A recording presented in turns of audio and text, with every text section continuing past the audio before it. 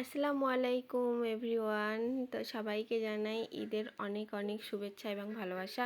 তো দেখো, কালকে তো সারা রাত বৃষ্টি হয়েছে আর এখনও সকালে হয়েছে, তো এখন বাজে 5:55।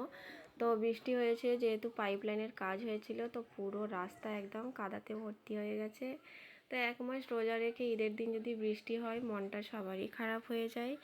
তো কিছু করার নেই। তো চলো এবার রান্নাটা শুরু করা যাক। তো এখানে লাচ্ছা আর সেমাই আছে। তো আমি প্রথমেই চলে আসি ছাদে, যেহেতু মেঘলা ওয়েদার তাই জন্য পুরোটা অন্ধকার হয়ে রয়েছে দেখো। আর একদম ছাদে এসে চলে এসেছি, দেখো যে বুঝতেই পারছো বৃষ্টি হয়েছে, পুরো ছাদ ভিজে। আর ওয়েদারটা দেখো, আজকে তো মনে হচ্ছে সারাদিনই বৃষ্টি হবে, তো ঈদটা একদমই মানে ভালো কাটবে না। তো এই যে মসজিদে সুন্দরভাবে সাজানো হয়েছে রাত্রে, এই যে লাইট জ্বলছে। তো চলো এবার রান্নাটা শুরু করা যাক, কারণ নামাজ পড়তে যাওয়ার আগে তো খাবার পুরো রেডি করে নিতে হবে।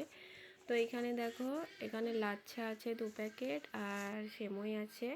তো আমি যেহেতু কালকে মেহেন্দি করতে করতে অনেক রাত হয়ে গেছিলো, 3টে 3:30, তাই আমি ময়দাটা মাখিয়ে নিয়ে দিয়ে গিয়েছিলাম, নারকেলটা ছাড়িয়ে আর সব কিছু রেডি করে দিয়ে গিয়েছিলাম। তো প্রথমেই আমি কড়াইতে সেমাইটা ভেজে নিচ্ছি, কারণ আমি সেমাইটা রান্না করে নেব আগে। তো আমি দু রকমভাবে সেমাই রান্না করব, একটা মানে জর্দা সেমাই শুকনোভাবে করব, আর একটা হচ্ছে দুধ দিয়ে করব। তো আমার দুধ দিয়ে ভালো লাগে, আর রাকিবের আর ওর পাপার হচ্ছে জর্দা সেমাইটা ভালো লাগে, কিন্তু আমার দুধ দিয়েটাই ভালো লাগে। তো প্রথমে আমি সেমাইটা ভেজে নিয়ে, সব বাদামগুলো ভেজে নিয়ে তো আমি সেমাইটা রান্না করে নিচ্ছি।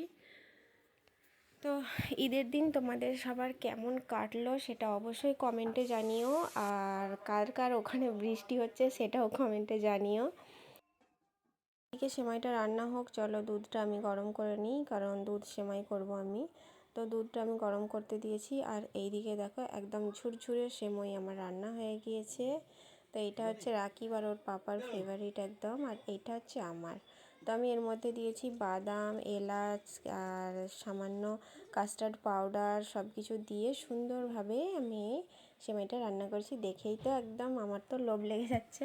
তো তারপরে করে নেব পরোটা, কারণ আমি শ্বশুরবাড়ি আসার পর থেকেই দেখেছি যে এরা সামাই রান্না, পরোটা দিয়ে সামাই রান্না খেয়ে তারপর নামাজ পড়তে যায়। সেই মানে রিচুয়ালি এখনও চলে যাচ্ছে, তো এটা সারা জীবনই চলবে। তো আমার সেমাইগুলো রান্না হয়ে গেছে, তো এবার আমি এক এক করে পরোটাগুলো ভেজে নিচ্ছি।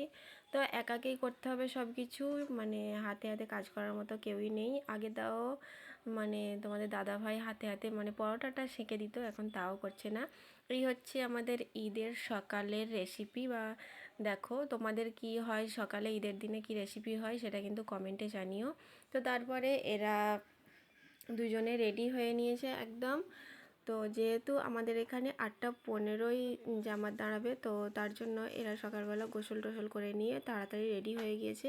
এরা সবাই অনেক আগেই উঠেছে, তাও মানে এইদিক ওদিক ঘুরে ঘুরে দেরি করেছে, ওই জন্য যাওয়ার সময় খুব তাড়াহুড়ো করছে। তো ওরা চলে গেলে নামাজ পড়তে। এবার আমার বিছানার হাল দেখো। তো বিছানাটা আমি একদম সুন্দরভাবে গুছিয়ে নিই, দেখো এই যে গোছানো হয়ে গেল। তো পুরো ভিডিও মানে দুপুরের ভিডিও বিকালের ভিডিও একসঙ্গে করতে গেলে ভিডিওটা অনেক লং হয়ে যাবে, তাই জন্য আমি ভিডিওটা এখানেই শেষ করছি। আর এই বেডশিটটা আমি ফ্লিপকার্ট থেকে নিয়েছিলাম। সবার হাতে 2টো পর্যন্ত মেহেন্দি করার পর শেষে আমার হাতে এইটুকু মেহেন্দি হয়েছে। ডিজাইনটা কেমন হয়েছে কমেন্টে জানিও। আর সবাই ভালো থাকো, সুস্থ থাকো, আল্লাহ হাফেজ।